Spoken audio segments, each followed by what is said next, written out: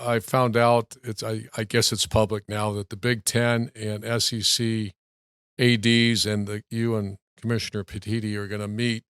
I think the world is going through potentially North versus South, Big Ten versus SEC.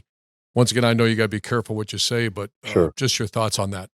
I'm happy to speak to that. So it's an outgrowth of an advisory group we formed in the spring. Is if we can set a direction that we can agree on, others have the opportunity to participate and follow. So that's the fundamental, Urban. And it's not as if we're just going to unilaterally change the world in an athletics directors meeting, but we do need to talk about issues around legal settlement to the extent we're permitted to legally. We have to be careful about the boundaries.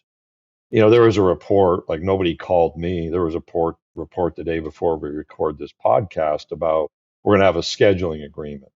Well, we've played basketball challenges with people. Should we be talking about those things? I think certainly. Will that change things?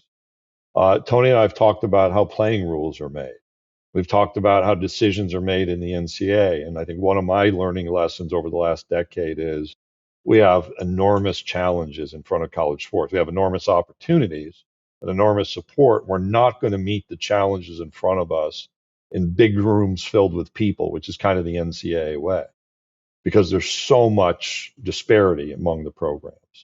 And this ability to move from the way we've always done things to the way we're going to need to do things is accelerating more rapidly. And so that causes us to narrow the conversation a bit. What we want to do is bring people into that conversation eventually.